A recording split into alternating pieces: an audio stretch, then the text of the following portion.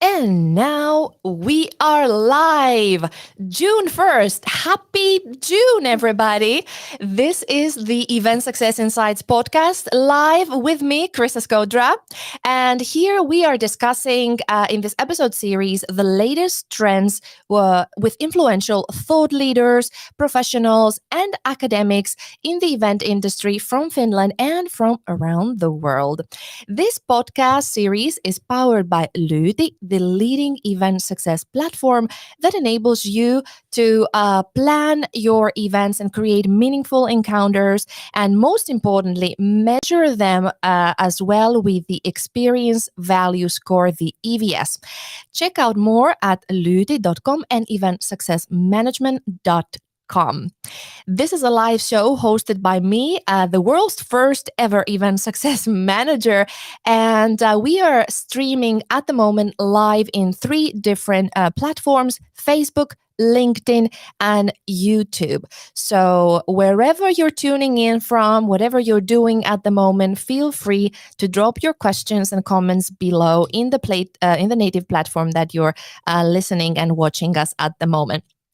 So this show is broadcasted live from the heart of Helsinki, Finland. And today I have the great pleasure and honor to have the CEO of Management Events. Let me show her. Da-da! Jenni Tolonen is with me in the studio. Hello, Jenni. Hey, Chryssa. Thank you for joining me here in the Event Success Insights podcast. And you have a very interesting topic that I believe many people who are leading people and leading processes and leading events, hopefully they'll find some interesting insights. So what is today's topic that is close to your heart? We're going to talk about leading change and actually also transformation, and how to support people with the mindset of continuous development. Exactly. So from leading change to continuous development, transformation, and leading that organizational mindset. Yes. How this can be done. So Jenni is a person here to tell us how all this can be achieved. And before we open up the topic, I'd like to hear a little bit about you. You're a powerful woman, CEO of a large company here in Finland, and with operations, international operations as well.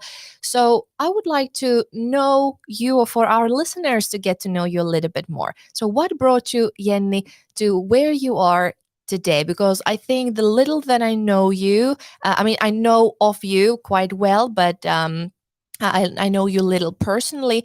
I think you're a great example of working yourself up the ladder from the very grassroots level to the CEO position. I think you have a great understanding of everything. So what are the insights and the highlights of your career so far?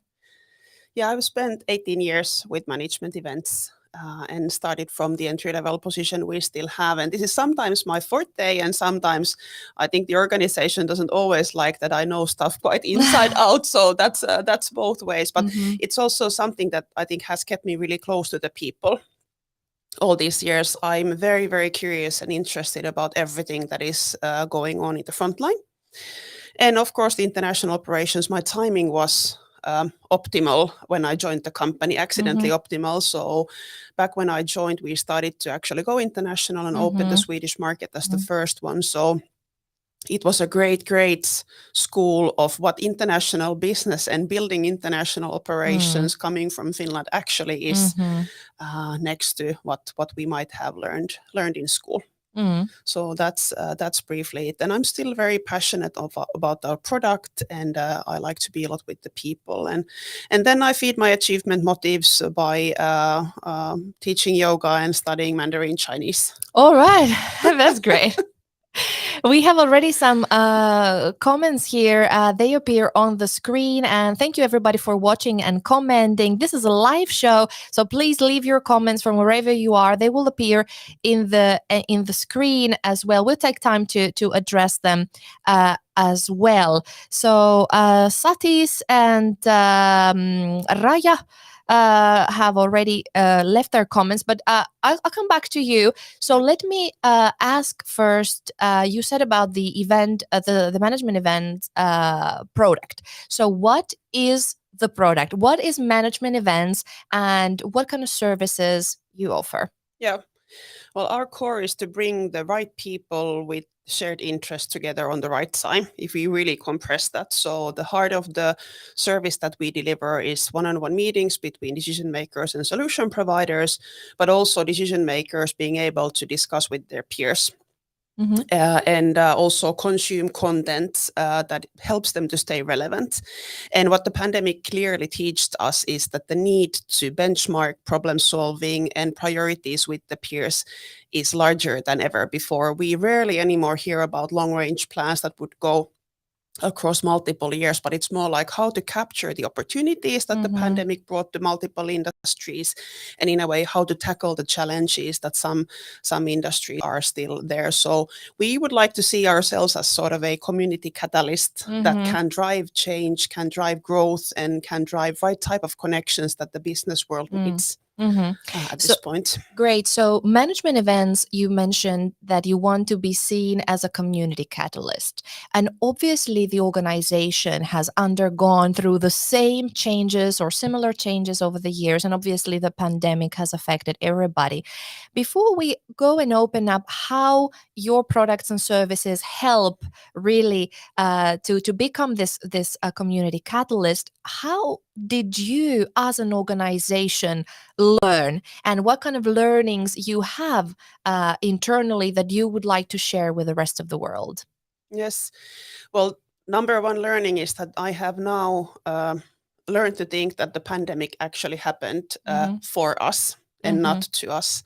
We would have never gone to test the virtual and digital opportunities and do this digital leap that our events have been about for such a long time. Companies have helped each other to capture the opportunities. So the pandemic, you're saying, accelerated because certain basically developments. we in a way lost our business overnight, literally. So a couple of weeks after the first news of COVID in Europe came, we did sort of small hybrids, and the first actually morning of 11th of March 2020, in the same morning, we needed to close the doors in Stockholm when the biggest event of the year was about to start. So then we were in a dark place. But then our teams, in a way, have the mentality that we have everything to lose or everything to win. And then they decided that, all right, we are going to save the company first, and then we are going to be best in the world, how we can do things differently. So and a lot of other things happened during those 2 years before we came here, but that's like compressing it, like no other choice. So then you need to start exactly from blank. So let me read here a comment. We have Said. Said says that I have worked for management events in Kuala Lumpur, and Yen is a really great and friendly manager. So greetings from Said. Thank you.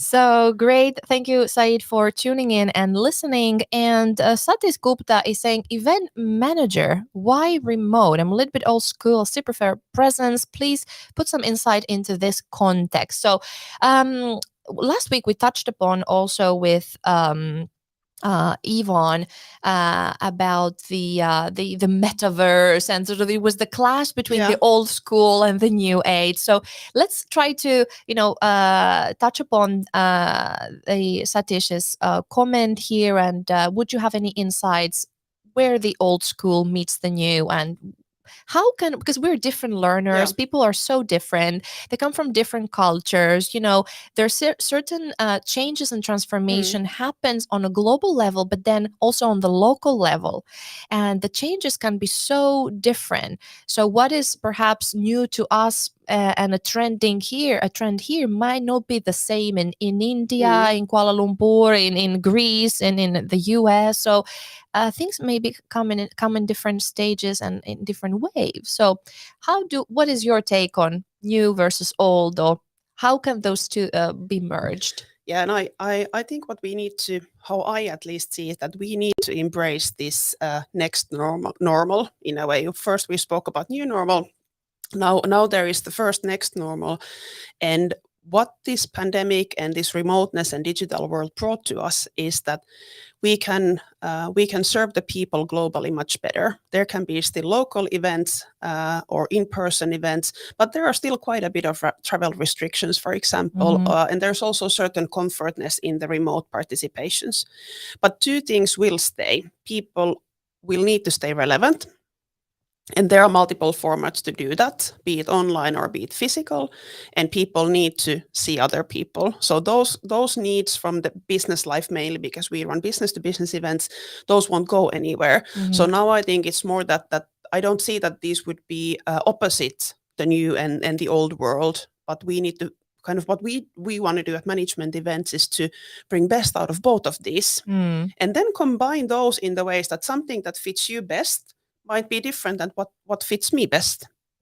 But that's why we need to have these options and the agility in this next normal that needs to be constantly developed, how we approach that.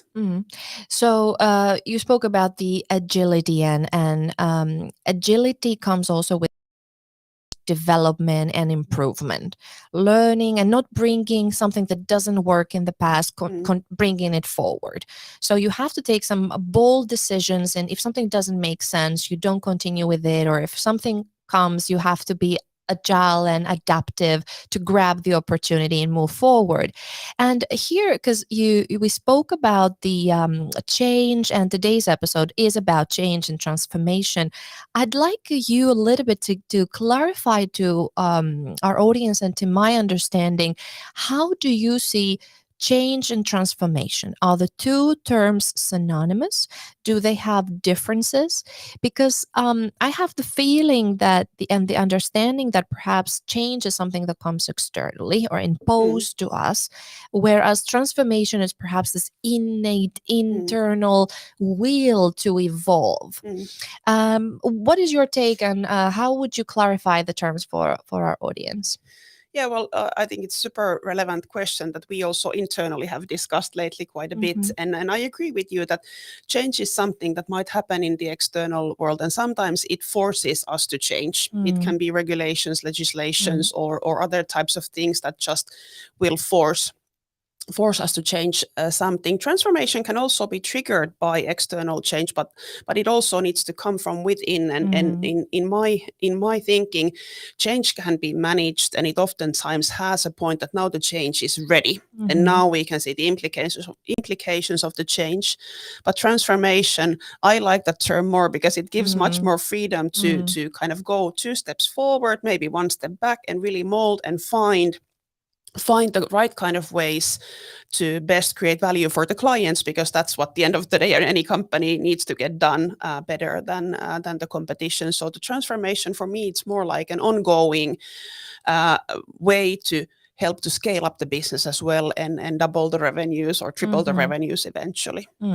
So you said about molding up, and what are the leadership qualities to people like you or anybody listening out there who's leading people and companies and processes and events?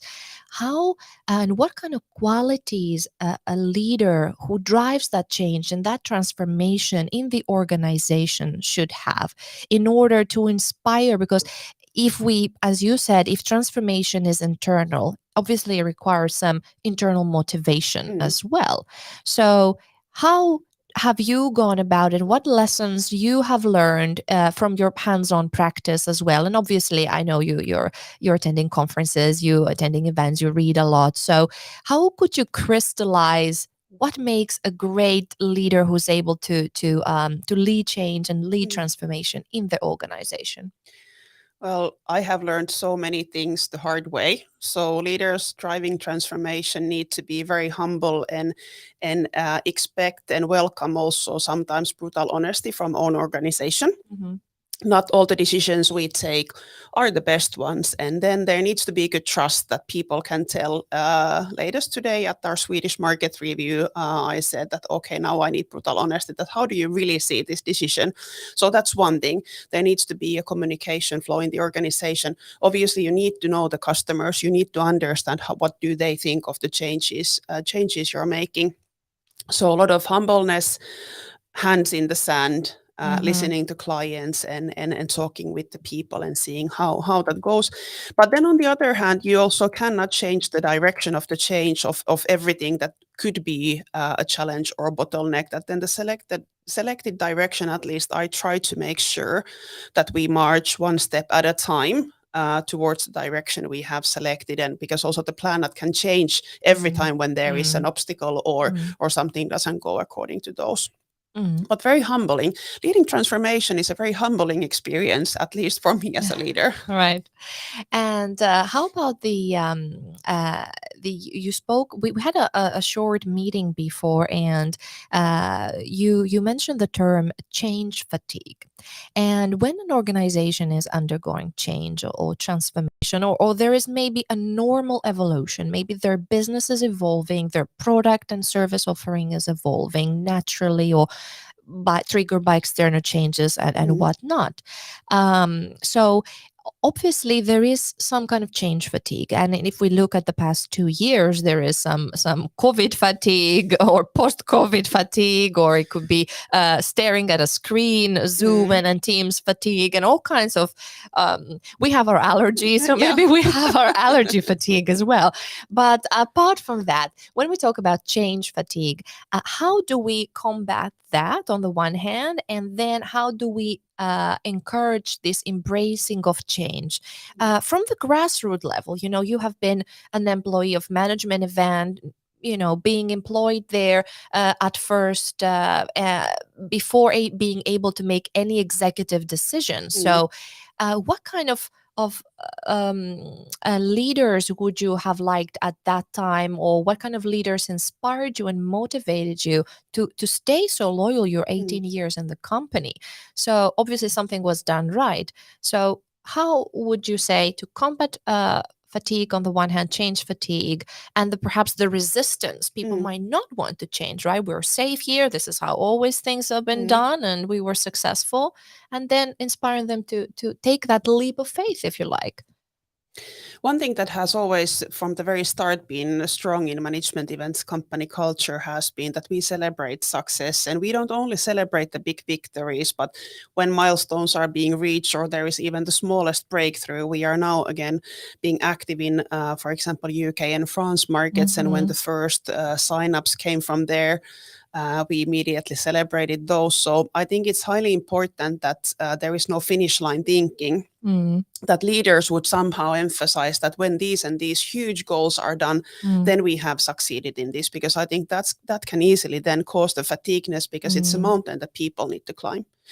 So I would say celebrating the milestones and steps towards the bigger goal. And then evidence of progress communication is one thing that I ask from my line leaders a lot, that on a weekly basis, please communicate what were the things we were successful this week that are going to take us towards the bigger goals, and that people see it's really, really important that the everyday work is connected to the direction of the company, that everybody understands that my daily work today contributed in these and these topics that we want to do. And then third thing is that we also need to understand why there is the fatigueness and help people to overcome that. Frustration is very normal when there is change. There can be criticism, and people might get also kind of bored that why is this not ready. So helping to handle those emotions as well, because there is no such change thing that would just keep everybody happy all the time, but going it through together and the sense of belonging to a team. Great. We have a lot of people commenting here. So greetings to everybody, Anu and Ankur Divesh, and thank you for your comments. You are working in the event industry, so it's great to have you here. Let us know in the comments below if you have any questions for Jenni regarding the topic that we are discussing today, which is leading organizational change, transformation, and affecting the organizational mindset. So let us know if you have any specific questions on this topic, and it's great to have you all here. So as you can see here, the comments from people in the industry. Jenni, you mentioned about celebrating the small successes. or the milestones that lead up to the big goal and achieving the greater, bigger success that ties with the strategic objectives and all this. Um, Before you mentioned also about being brutally honest. How important is to celebrate the little successes as well, and at the same time, as a leader, um, how are you able to handle perhaps the negative criticism, the negative feedback you get from your own employees, your own colleagues, clients potentially? Where, because obviously I think a leader should be able to hear not only the great Mm, sugarcoating the reality, but the things that didn't go so well. mm, And I think that drives the continuous development. If something didn't go so well, we fix it, right? mm. Next time we don't take that approach. What is your take on that?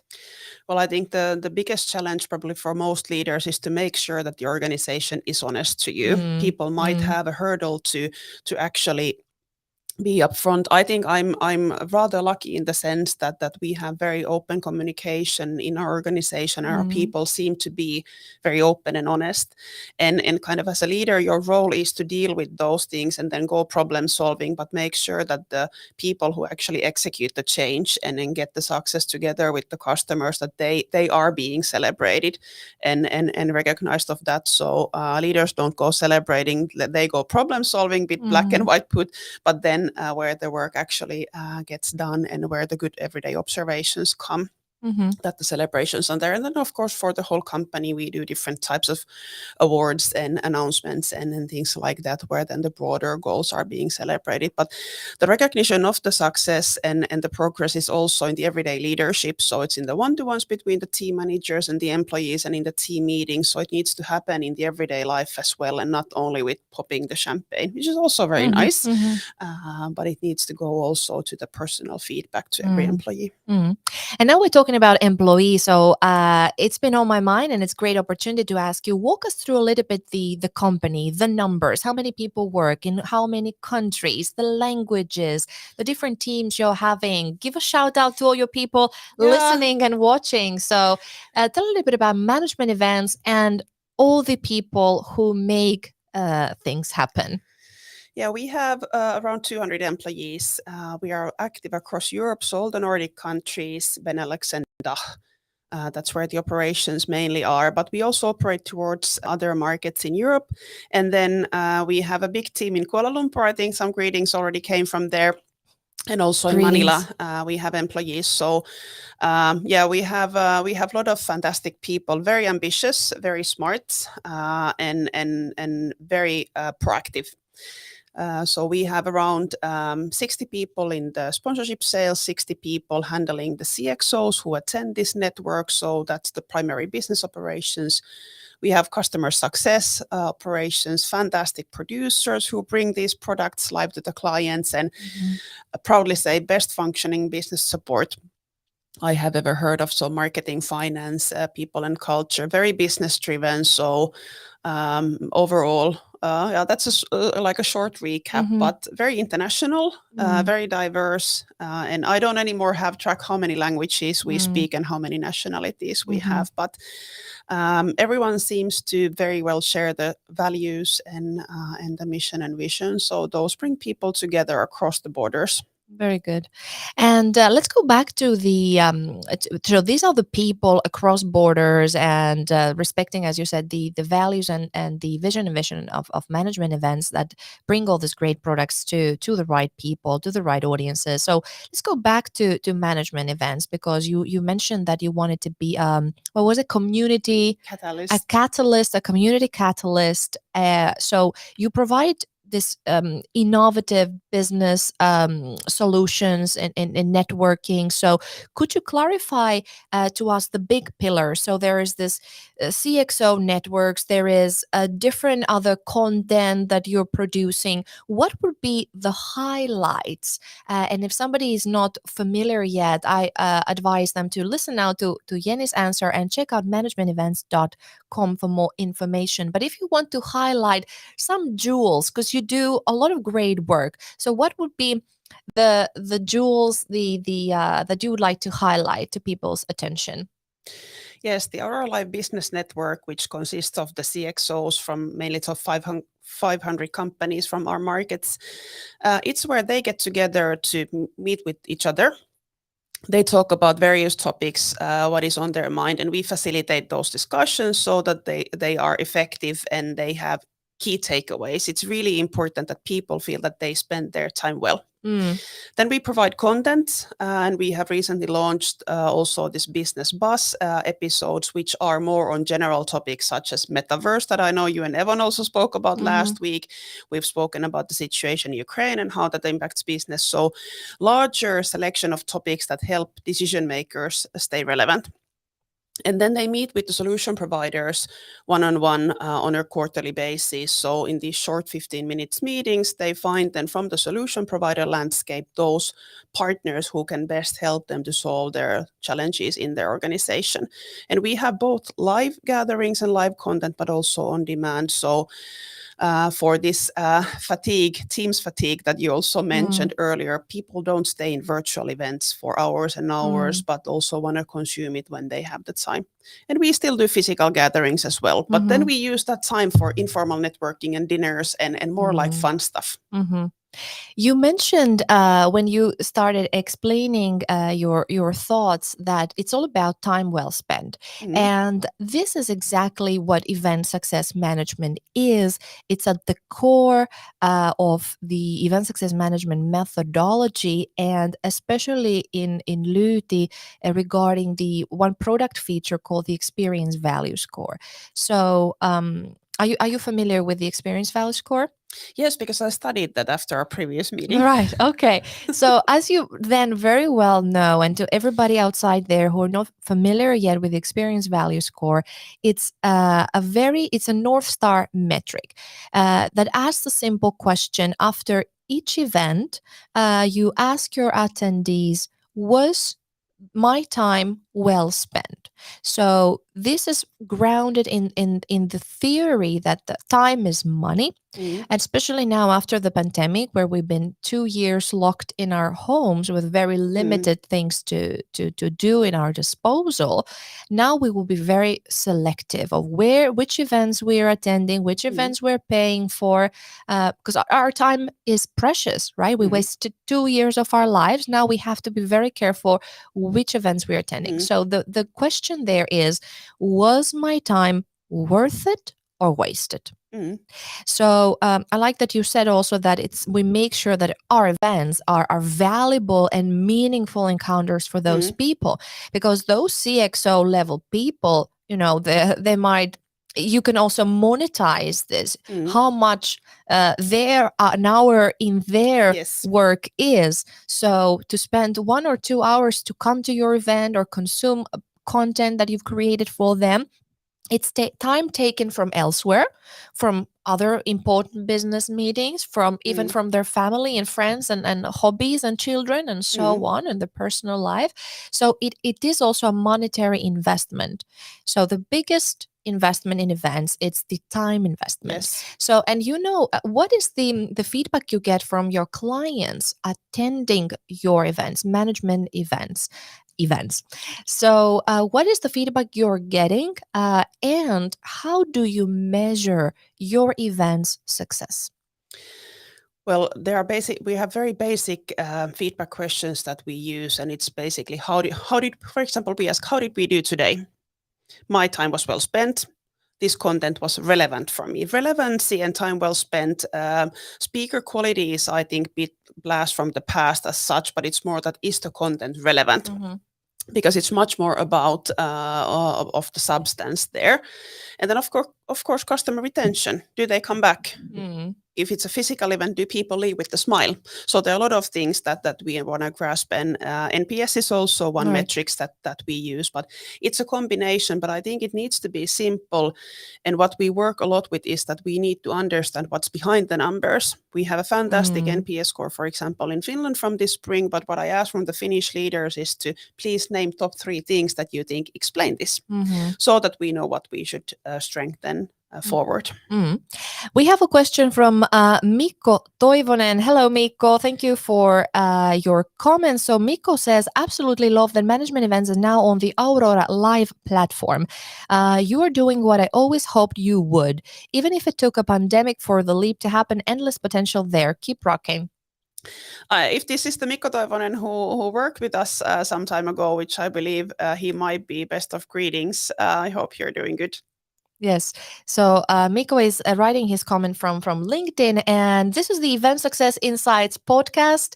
And here we are live on LinkedIn, Facebook, YouTube, wherever you're tuning in and listening. We are live now in the studio here on a sunny day in Helsinki, Finland, broadcasting live to you. And we are talking about organizational change, transformation, events, how we measure success in events. And Jenni was just explaining how what kind of metrics management events has in place and what makes sense in their line of work to evaluate event success. Talk a little bit, please, about the clients you're having and your unique value proposition to them. Yes, basically we have two groups of clients. So the CXOs are one, and that we already spoke about. They have the network, they have their peers, and they have their insights. And then we serve a large selection of solution providers, namely ICT and consultancy companies who meet potential and existing customers in these one-to-one meetings. Leads as a service is what we call the service for these providers. So they have pre-qualified meetings with decision makers from their selected companies. So there's also the effectiveness factor for them.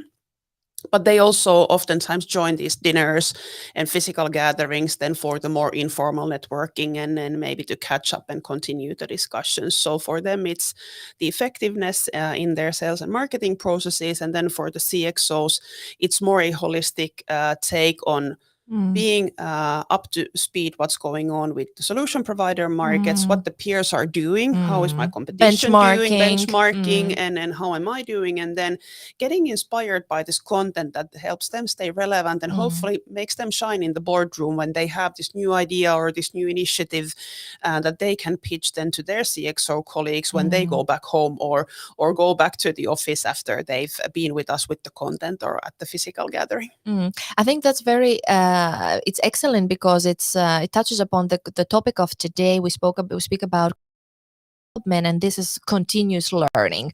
So once you're a top executive in a company X, it doesn't mean that the learning stops there. Now you're secure your position and you're running the company. Perhaps that could have been the idea many decades ago that you came in one position, you stayed there maybe throughout your life, and then you died, and that was your legacy. But people, I think nowadays there's lots of mobility, right? And even in the executive level, and those people have to stay relevant to be considered good and able to stay in their position.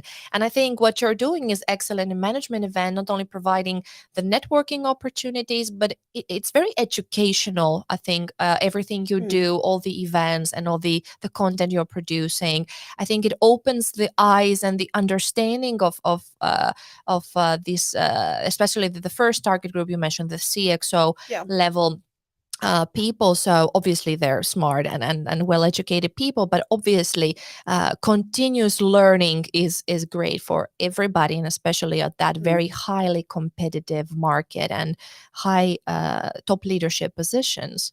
Yeah, there's also certain information overload challenge with the CXOs and with decision makers, that there's so much out there you could consume and what you should actually explore. So that's also where we want to be sort of a curator and of course we talk with some of them a lot during the year and then figure out like the discussion topics and such, so that it would help them to also express their concerns or build a case where they were successful and so forth, and that they stay curious.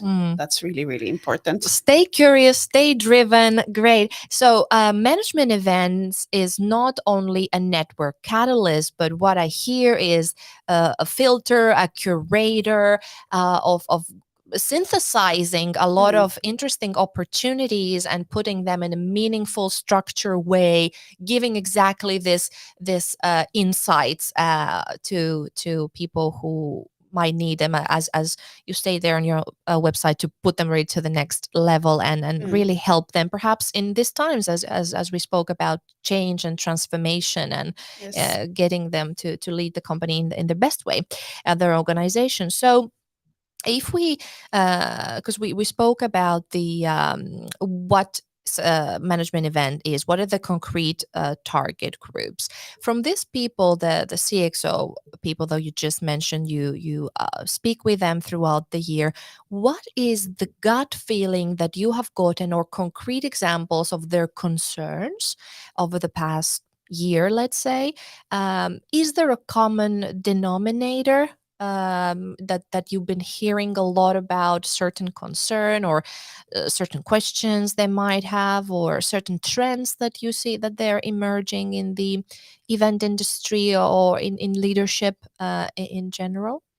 I think there are two things that at least for me clearly stand out. One I bit touched earlier is that decision making is more complex than it was earlier, because what the pandemic taught, I think, to everyone is that there are unpredictable things that can come. Hopefully not similar to what the pandemic was, but you need to be much more alert and observe your surroundings much more than earlier. So that's why this, like, talking to other people and figuring out, like, am I doing the right decision? That's one thing clearly that people need. Another thing, leadership wise, is finding the talent, keeping the talent. I think that's on everyone's mind at the moment. And also what we have been doing a lot is that it's not only like how do we hire more people, but it's about reskilling, retraining your existing teams or team members to new type of position, and when your business evolves, and that's easier said than done when people need to trailblaze in unknown waters a lot and figure out new ways of executing the work. So I think that's a very, very big topic across any of the industries or positions that we also work with. And I think that ties exactly with what we've been discussing today about leading the change in the organizational mindset, continuous development, continuous education, learning. All this requires certain types of people and processes, and it's, as you said, it's easier said than done. Let's take a little bit a look at the questions here, Jenni. I have Jenni Tolonen, CEO of Management Events, in the studio with me. This is the Event Success Insights podcast. And here we have a question saying, live, virtual, or hybrid events, which format does management events and visits that will take over in the coming years based on the feedback you receive from the customer? So very customer-centric question. And again, is customer right always? Or what? Let's hear first, what do you hear from the customers? What wishes they have? Our customers have very different wishes, and that's why we have decided to have both digital content and live content. We have virtual peer-to-peer discussions, and we have live peer-to-peer gatherings. We have small gatherings and larger gatherings, because what this world today enables is that everyone can sort of pick and mix from the menu. When you go to a restaurant, you don't eat the full menu, but you eat like, oh, okay, today I'm in the mode for something light or something else. So that's what at least we want to do now, is that they can bring what they need. Some people crave for the live gatherings, and they might mainly go there, and some still feel that they want to consume the content when commuting or when they have a peaceful moment to actually focus on that. And absorb it. Yeah. Do you have any statistics, any numbers that could show the diversity in virtual hybrid in your organization at the moment? Well, it was evident when we started the live gatherings that we had every single seat full, because I think people had this I'm hungry need to go and see people live and enjoy nice meals together and really talk with the people So that's clearly that.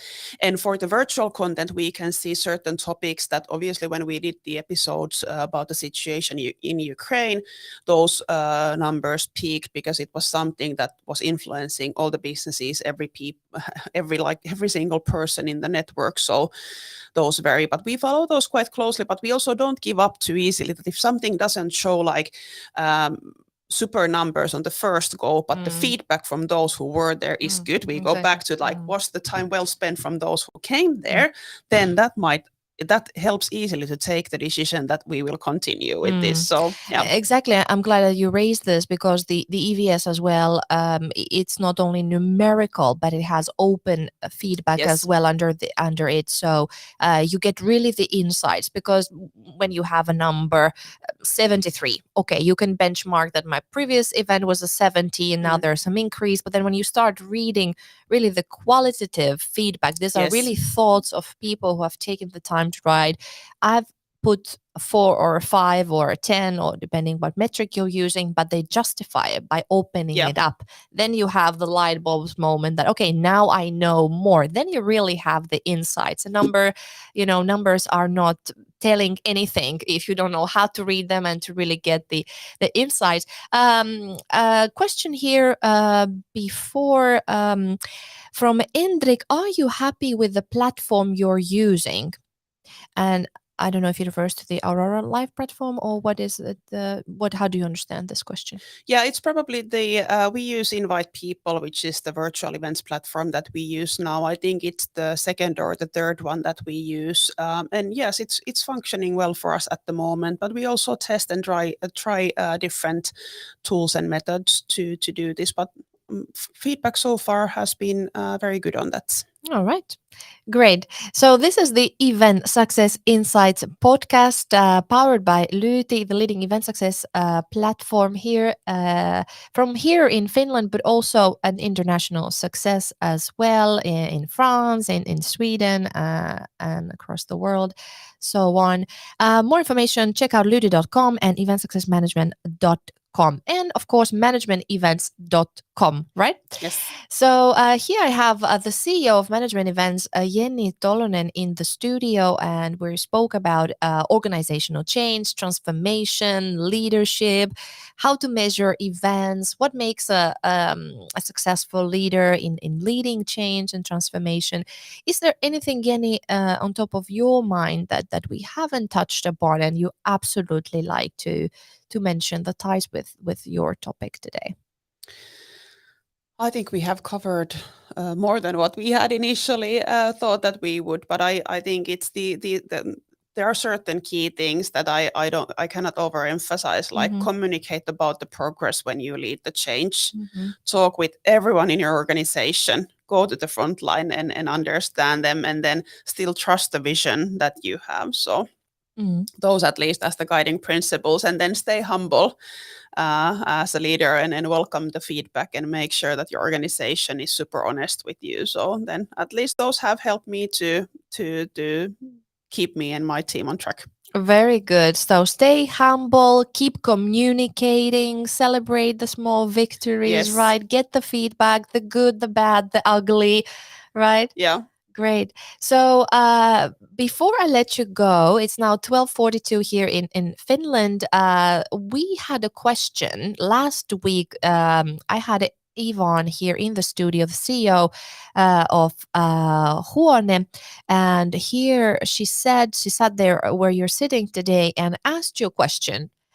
Did you watch the episode, and do you know what is the question that Evan addressed to you? Yes, I think Evan asked an excellent question about these hybrid live or totally digital events, and how do I see the future of that? And I fully agree with Evan that there shouldn't be any boring meetings or boring events anymore. And I think the world is a combination of these. But what I think that all of us working with the events industry, we need to be more creative, and we need to inspire the people. Is it in a digital environment or physical environment that people feel inspired and triggered, and they could feel creative when they are consuming the content or being with their colleagues? So It's a combination of all of these. The world has so many opportunities at the moment that it's impossible to say like, yeah, I think that it will definitely be option A or B. I like that you mentioned about inspiration and creativity. So I'd like to ask you, what are your sources of inspiration and creativity? Obviously, you trust your colleagues to provide their own insights and their own creative ideas. But you personally, where do you get your sources of inspiration and how you stay creative? Well, I read a lot.